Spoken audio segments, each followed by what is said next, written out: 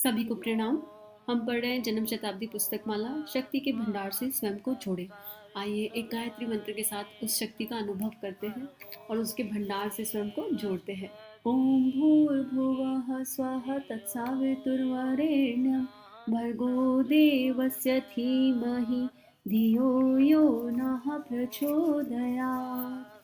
एक बहुत खूबसूरत स्वाध्याय की श्रृंखला जिसमें गुरुदेव ने पिछले स्वाध्याय में हमें भगवान की कृपा के बारे में बताया कि कृपा कहाँ मिलती है, कैसे मिलती है, उसका रहस्य क्या है, उपासना का तत्व ज्ञान क्या है, शरणागति क्या है और उपासना करते हैं तो उससे उसका सही तरीका क्या है, उसका मूल स्वरूप क्या है, गुरुदेव ने हमें समझाया। आगे गुरुदेव हमें आगे बता रहे हैं, मित्रों पारस के बारे में आप लोगों ने सुना होगा। पारस को छूकर लोहा सोना हो जाता है, बदल जाता है। यदि लोहा वैसा ही रहे और पारस से कहे कि आप लोहा बन जाइए तो यह संभव नहीं। पारस लोहा नहीं बन सकता, लोहे को ही बदलना पड़ेगा। चंदन के पास उगे हुए पौधे चंदन की खुशबू देते हैं और चंदन बन जाते हैं। पर आप तो यह चाहते हैं कि चंदन को ही हम जैसा बनना चाहिए। चंदन आप जैसा नहीं बन सकता। छोटी झाड़ियों को ही चंदन जैसा खुशबूदार बनना चाहिए। चंदन बदबूदार झाड़ी नहीं बन सकता। भगवान पर दबाव मत डालिए। तब क्या करना पड़ेगा? आप उनके साथ घुल जाइए, लिपट जाइए। बेल देखी है ना आपने? वह पेड़ के साथ लिपट जाती है और जितना ऊंचा पेड़ उतनी ही ऊंची होती चली जाती है। यदि बेल अपनी मनमर्जी से फैलती तो सिर्फ जमीन पर फैल सकती थी और ऊंचा उठना मुमकिन नहीं था। परंतु इतनी ऊंची कैसे हो गई? क्योंकि वह पेड़ से गुद गई, लिपट गई। आप भी भगवान से गुथ जाइए, लिपट जाइए। फिर देखिए कि आपकी ऊंचाई भी पेड़ पर लिपटी हुई बेल के बराबर होती है कि नहीं। भगवान बहुत ऊंचा है। आप उसके साथ जुड़कर देखिए, उसके अनुशासन को पालिए, उसकी इच्छा के साथ चलिए। फिर आप देखिए कि भगवान के बराबर बन जाते हैं कि नहीं। पतंग अपने हाथ को बच्चे के हाथों में सौंप देती है। बच्चे के हाथ में उस बंधी हुई डोर का एक सिरा होता है जिसे वह झटक देता है और पतंग आसमान में जा पहुंचती है। पतंग अपनी डोरी को बच्चे के सुपुर्द ना करे, उसे जमीन पर पड़ा रहना पड़े। आप अपने जीवन की बागडोर और जीवन का आधार भगवान के हाथों में ना सौंपे, उसकी मर्जी से के अनुसार ना चले, तो आप पतंग के तरीके से आसमान पर उड़ने की अपेक्षा मत कीजिए। गुरुदेव कितने सुंदर उदाहरण दे रहे हैं और कृपा से इन दोनों ही एग्जाम्पल्स पर इतने सुंदर ध्यान रिकॉर्ड हुए हैं। सेशंस के टाइम पर जो मेडिटेशन के सेशन होते हैं, एक प्रयास करती हूँ कि आने वाले समय में उनको जो है सब लोगों के साथ साझा कर देते हैं। प्रयास है, प्रॉमिस नहीं है, कोशिश है कि साझा कर दें। पता नहीं वो रिकॉर्डिंग्स अभी मिलेंगी या नहीं, लेकिन जब मैंने ये बेल वाला पढ़ा तो इतना सुंदर एग्जाम्पल है। आप इसको विजुलाइज करके देखो कि मध्य में परमात्मा की प्रकाश रूपी बेल और उस बेल पर हम ऊपर चढ़ते जा रहे हैं और जैसे जैसे हम ऊपर चढ़ रहे हैं हमारे सारे कषाय कलमश, सारी जो अनावश्यक भाव हैं, विचार हैं, वो सब धीरे धीरे क्षय होते जा रहे हैं और हम ऊपर ऊपर ऊपर पल पल क्षण क्षण हम ऊपर की ओर बढ़ते जा रहे हैं। तो कितना सुंदर जो अल्टीमेटली कहाँ पहुंचेंगे, क्योंकि वो अनंत स्रोत है, वो प्रकाश का अनंत स्रोत है और हम उस प्रकाश के चारों तरफ गोल गोल गोल गोल घूमते जा रहे हैं। तो क्या हम प्रकाश में नहीं हो जाएंगे? इसको सोच के देखिए तो भी समझ में आ जाए कि गुरुदेव कितने सुंदर एग्जाम्पल दे रहे हैं। ऐसी पतंग का एग्जाम्पल है मेरी। आप सोचो कि मैं एक पतंग और मेरा मेरा गुरु, मेरी गुरु शक्ति, जो भी आपके इष्ट हैं वो आपको उड़ा रहे हैं और आपकी डोर उनके हाथ में और वो जैसे खींच रहे हैं आप खींच रहे हो। आप कोई इसमें नाप तोल नहीं कर रहे हो, आप अपने आप को होल्ड नहीं कर रहे हो। पतंग कैसे खुद को ढीला छोड़ देती है, ऐसे खुद को ढीला छोड़ दिया हमने और वो उड़ाए जा रहे हैं, उड़ाए जा रहे हैं। अगर हम किसी भी एग्जाम्पल में अगर हम अपनी मर्जी चलाना शुरू कर दें तो कहाँ जीवन चलेगा? होना तो वही चाहिए ना जो मेरा प्रभु चाहता है, जो मेरा परमात्मा चाहता है, जो मेरा इष्ट चाहता है। तो हम भगवान पर दबाव ना बनाएं और फिर भगवान से नाराज हो जाते हैं, गुस्सा करते हैं। और फिर कुछ लोग तो ऐसे हैं जो भगवान ने बात नहीं मानी तो अब हमने साधना छोड़ दी, हम तो आस्तिक थे जी, हमने बहुत पूजा करी, अब हम नास्तिक बन गए। आप क्यों नास्तिक बन गए? इसका मतलब आप कभी भगवान को समझे ही नहीं, उस परम शक्ति को जाने ही नहीं, उसको पहचाने ही नहीं। उसको जान लेंगे, उसको पहचान लेंगे, उसके रंग में एक हो जाएंगे तो सब कुछ, सारी सफाई अपने आप हो जाएगी। ऑटो पायलट मोड पर होता है सब कुछ घटित। हमको केवल एक ही काम करना है, रोज बैठना है। इतना तो सब कर सकते हैं। एक काम, सारे काम छोड़ दो, उपासना के लिए रोज बैठना है। कैसे बैठना है? जैसे पिछले ऑडियो के स्वाध्याय में बताया गया है। तो अगर कोई ऐसा है जो नियमित उपासना नहीं करता है, आज से संकल्प ले ले कि हम रोज 1 घंटा, चाहे 15 मिनट के 4 शॉर्ट करेंगे, 1 घंटा उपासना करेंगे। मैं यहाँ माला लेने की बात नहीं कर रही हूँ कि आप माला लो और माला जब से शुरू हो जाओ, कर्म कांड लो, नहीं। उस इष्ट के साथ आंख बंद करके उससे एकत्व स्थापित करो, भाव से जुड़ो, उससे बातें करो, अपने प्रभु से उसको बहुत ऊंचे मचान पे मत बिठाओ भगवान को, उसको अपने साथ बिठाओ कि हम आपके बच्चे हैं, हम आपकी गोदी में आपके पास बैठे हैं, और उनसे बातें करना शुरू करो। और ऑटो पायलट मोड पर जप होगा, और देखना आपको अंतर से ही उत्तर मिलने शुरू हो जाएंगे आगे की यात्रा के लिए। अब आगे क्या कह रहे हैं गुरुदेव, आपने दर्पण देखा है ना, उसके सामने जो चीज आती है वह दर्पण में वैसी ही दिखाई पड़ने लगती है। आपके जीवन में चारों ओर से दोष दुर्गुण एवं कलमश कचाए छाए हुए हैं, इसलिए आपका दर्पण भी मानसिक स्तर पर वैसा ही बन गया है। लेकिन अगर आप भगवान को सामने रखें और उसे उसके नजदीक जाएं, तो आप देखेंगे कि आपके जीवन में भी भगवान की आभा, भगवान की शक्ति उसी तरीके से बन जाती है जैसे कि दर्पण के सामने खड़े हुए आदमी की बन जाती है। इस जो एक लाइन है ना, इसमें बड़ी एक सच्चाई है बहुत।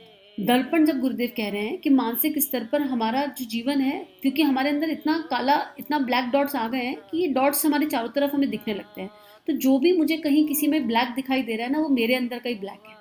ये गुरुदेव यहाँ समझाना चाह रहे हैं कि हमें कहीं पर भी किसी में कोई कमी नजर आ रही है, तो पहले हम अपने भीतर झांक लें, निश्चित रूप से वो कमी मुझ में है, इसीलिए मुझे सामने वाले में दिखाई पड़ रही है, नहीं तो मुझे दिखाई नहीं पड़ेगा। तो जब मेरे भीतर वो परम प्रभु, वो परमात्मा मैनिफेस्ट हो जाएगा, इस कदर मैनिफेस्ट हो जाएगा कि उसके अलावा कुछ शेष ही नहीं, तो मुझे हर जगह उस परमात्मा का प्रकाश दिखाई देने लगेगा। ये पैराग्राफ बहुत छोटा है, पर उपासना समर्पण योग में उसको गुरुदेव ने बहुत खूबसूरत और बहुत डिटेल में समझाया है।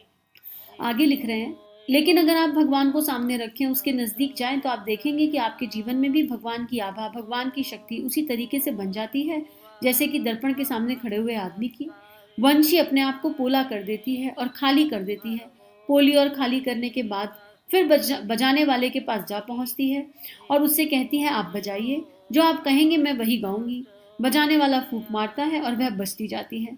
भगवान को फूंक मारने तो दीजिए और आप बजने के लिए तैयार हो जाइए। अब जब भगवान फूंक मारेगा तो अभी तो हम खाली नहीं हुए। जैसी वो परमात्मा की पावरफुल फूंक आके पड़ेगी, अंदर जिनको हम चक्र बोल लो, है ना, उसको पंचकोश बोल लो, उसको जो मर्जी बोल लो टेक्निकल लैंग्वेज में, पर अंदर की सफाई तो होगी। जन्म जन्मांतर पे चित्त पे जो संस्कार पड़े हुए हैं वो नीट एंड क्लीन तो होंगे, और जब वो क्लीन होंगे तो महसूस होगी वो क्लीनिंग, सफाई, और महसूस होगी तो हम छटपटाएंगे। उस छटपटाहट में गुरु के चरण पकड़ लो और गुरु को बोलो, नहीं हम तो इस यात्रा पे चलेंगे। क्योंकि लकड़ी जब गिरी अग्नि में, तो जब वो अग्नि में गिर के अग्नि के गुण उसमें आए होंगे, उसके पहले उसको एक प्रक्रिया से गुजरना पड़ा, और उस प्रक्रिया में देखकर लगता है कि कष्ट है, लेकिन जब उस गुरु के चरण, उस शक्ति के चरण पकड़ लेते हैं ना, तो दुनिया को देखने में भले ही कष्ट लगे, पर हमारी अंतरात्मा को बड़ा सुकून और आनंद प्राप्त होता है, बड़ा एकदम रिलैक्स फीलिंग रहती है। तो ये बात, इसको अच्छे से समझने का प्रयास करना है। भगवान को फूंक मारने दीजिए और आप बजने के लिए तैयार हो जाइए। कठपुतली को आपने देखा होगा, उसके धागे बाजीगर के हाथ में लगे होते हैं। बाजीगर इशारे करता जाता है और कठपुतली बिना कुछ कहे नाचना शुरू कर देती है। आज पता नहीं क्या हो रहा है, सारे स्वाध्याय में वही चीजें आ रही हैं। अभी कठपुतली पर भी एक ध्यान बना हुआ है, बहुत ही खूबसूरत ध्यान ये सेशन के थ्रू गुरुदेव ने बनवाया था, और इतना अद्भुत जो विजुअलाइजेशन था वो बड़ा अच्छा था। अभी आप सोचो कि हम भगवान के हाथ की कठपुतली है और उसके हाथ में हमारे धागे हैं, इसको विजुअलाइज करके देखिए, एक प्रसन्नता चेहरे पर आ जाएगी। और वो जिस दिशा हमें ले जा रहे हैं, जैसे हमारे हाथ फेंक रहे हैं, पैर फेंक रहे हैं, तो वो हमारे सत्य स्तंभ पर काम कर रहे हैं, हमारे मन बुद्धि चित्त अहंकार पर काम कर रहे हैं, वो सब धागे उनके हाथ में। हमारी पंच इंद्रियां, इमेजिन करो आपकी पंच इंद्रियां, पंच इंद्रियों से एक एक धागा निकल रहा है और वो सारे धागे गुरु के हाथ में है। तो अब ये पंच इंद्रियां गुरु के इशारों पे काम कर रही है। जब पंच इंद्रियां गुरु के इशारों पे, फिर एक एक चक्र का एक एक धागा गुरु के हाथ में है, इमेजिन करो। और वो चक्र गुरु के हाथ में, और गुरु जैसे जैसे चक्रों को चला रहे हैं वैसे चल रहे हैं। ऐसे पंचकोश जो भी अस्तित्व में अपना महसूस होता है ना, वो सब गुरु के हाथों में छोड़ दो। अगर आपको लगता है ये मेरा शरीर है, तो सोच लो ये शरीर का धागा गुरु के हाथ में। आपको लगता है ये चक्र मेरे हैं, जो भी जिस पे भी मेरा शब्द आ गया ना, वो सब गुरु को सौंप दो, उस परम शक्ति को सौंप दो। और फिर देखो वो नचा रहा ऊपर से, वो सफाई, वो फिर प्रक्रिया चल रही है। तो कितना सुंदर कठपुतली का डांस हमको कितना अच्छा लगता है। फिर ये नृत्य हमारी आत्मा को अच्छा लगेगा, और क्योंकि वो समर्पण हो गया, तो वही नृत्य देखने वालों को भी अच्छा लगेगा। तो जो आपकी चेतना में आ जाएगा, जो आपके आपके ऑरा में आ जाएगा, उसको आपसे प्यार होने लगेगा। धीरे धीरे अपने आप मैनिफेस्ट होने लगेंगी चीजें, आप चाहोगे नहीं, आपको पता भी नहीं चलेगा कि सामने वाले को क्यों ऐसा फील हो रहा है। ऑटो पायलट मोड पर चीजें घटित होने लगेंगी। तो यही बात गुरुदेव यहाँ कह रहे हैं। दुनिया को दिखाई पड़ता है कि कठपुतली का नाच कितना शानदार हुआ, पर वस्तुतः यह कठपुतली का नाच नहीं, वरन बाजीगर का कमाल था। कठपुतली ने तो अपने शरीर के हिस्सों में धागे बंधवाए और उनको बाजीगर के हाथों में सौंप दिया, समर्पण कर दिया। बस यही आपको भी करना है। कठपुतली के तरीके से अगर आप बाजीगर के हाथ में अपनी ज़िंदगी की नाव को सौंप सकते हो, अपने विचार, अपने चिंतन को सौंप सकते हो, अपनी इच्छाएं और आकांक्षाएं सौंप सकते हो, तो फिर देखिए कैसा मज़ा आ जाता है। विजुलाइज करके ही मज़ा आ रहा है ना। सोच के देखो, आँख बंद करो, आज गायत्री मंत्र लगाओ बैकग्राउंड पे या अपने इष्ट मंत्र को लगाओ और फिर क्या मेरा है उसको सोचो, मैं किस चीज़ को अपना मान रहे हैं, और फिर वही सब पे धागे बंधे हुए हैं और वो धागे उस परम पिता के तो बहुत सारे हाथ हैं, उसके हाथों में सब धागे हैं। और उसके बाद मंत्र की धुन पे छोड़ दो अपने आप को, फिर देखो कैसे चेतना नृत्य करेगी, आनंद आ जाएगा। आप उस जनरेटर से संबंध हो जाइए जिसके साथ जुड़ने के बाद ही बल्ब जलता है। पंखे तभी चलते हैं जब उनका संबंध बिजली घर से जुड़ जाता है। अगर आप सुनेंगे नहीं, जुड़ेंगे नहीं, तब आप रखे रहिए। आपकी कीमत 2.5 रुपए है। आप प्रकाश नहीं दे सकते। आपकी हैसियत तो ठीक है, ठीक ठाक है, वह आपको मुबारक, लेकिन आपके अंदर अनंत शक्ति, आप अनंत शक्ति के साथ नहीं जुड़े तो सब बेकार। अनंत शक्ति के साथ अगर आप जुड़ेंगे तो फिर देखेंगे कि कितना कमाल कर सकते हैं। इसलिए आदमी की सबसे बड़ी समझदारी है कि वह अपने आप को भगवान के साथ जोड़ ले, उसकी शक्तियों के साथ में अपनी सत्ता को मिला दे। यह काम जरा भी कठिन नहीं, वरन बहुत सरल है। नल आपने देखा है ना, वह जब टंकी के साथ जुड़ जाता है जिसमें पानी भरा हुआ है तो उसको बराबर पानी मिलता रहता है। अपने आप में अकेला नल तो कुछ नहीं कर सकता, लेकिन जब टंकी के साथ में रिश्ता मिल गया तो उसकी कीमत बढ़ गई।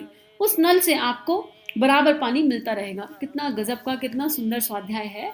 इस गुरुदेव इतने अच्छे अच्छे एग्जाम्पल दे रहे हैं और आजकल की जनरेशन का एग्जाम्पल समझ लो। जैसे मान लो आपके पास एक लैपटॉप है, ठीक है, आपके पास दुनिया भर की सारी ऐप या एक स्मार्ट मोबाइल है, आपके पास उसमें फ्लिपकार्ट है, अमेजोन है, नेटफ्लिक्स है, जितनी भी आजकल जो भी ऐप्स चल रही हैं जिनमें हम कुछ कुछ देखते हैं, हॉट स्टार है, दुनिया भर की ऐप्स आपके पास हैं। मोबाइल भी एकदम up to date, charge, full charge है, सब कुछ है, लेकिन वाईफाई कनेक्शन नहीं है, तो आप क्या करोगे उसका? कुछ कर सकते हो? तो परमात्मा वो वाईफाई कनेक्शन है, और वाईफाई दिखता नहीं है पर होता है। वाईफाई कनेक्शन कभी देखा क्या किसी ने? कुछ कहीं से कुछ तो आ रहा होता है, कोई तार नहीं जुड़ा, कुछ नहीं जुड़ा। तो परमात्मा वो वाईफाई कनेक्शन है। अगर उस वाईफाई कनेक्शन से हमने अपनी तार जोड़ ली, हमने अपने मन को उसकी फ्रिक्वेंसी पे सेटल कर दिया, तो अंदर बहुत सारी एप्लीकेशंस हैं। इस मनुष्य शरीर में इतनी एप्लीकेशंस हैं जो पता नहीं क्या क्या कर सकती है। सारी एप्लीकेशन एक्टिवेट हो जाएंगी और 4G 5G नहीं 10G 20G की स्पीड पर एक्टिवेट हो जाएंगी। तो क्या हम तैयार हैं उस वाईफाई से जुड़ने के लिए, परम सत्ता रूपी वाईफाई से?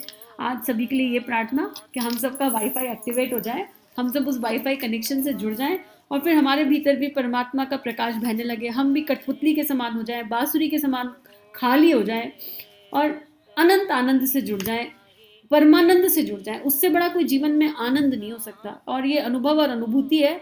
एक भी चीज़ विजुलाइज करके देख लेंगे तसल्ली से, और एक दिन में कुछ नहीं होता, अभ्यास की यात्रा है, करते चलेंगे, कभी ना कभी तो हो ही जाएगा। इच्छा ही तो नहीं रखनी है। अगर इस इच्छा से कर रहे हैं कि आज करेंगे कल रिजल्ट मिल जाएगा, तो डिज़ायर तो कभी पूरे नहीं होते। डिज़ायर से परे जाने की यात्रा है। तो चलिए आज के लिए इतना ही। हम सभी का जीवन परमात्मा के सूक्ष्म सानिध्य में मंगलमय है। हमारे YouTube चैनल को सब्सक्राइब कीजिए और बेल आइकन पर क्लिक कीजिए ताकि आने वाली सभी वीडियो की नोटिफिकेशन आपको मिलती रहे। आप सभी को बहुत बहुत थैंक यू।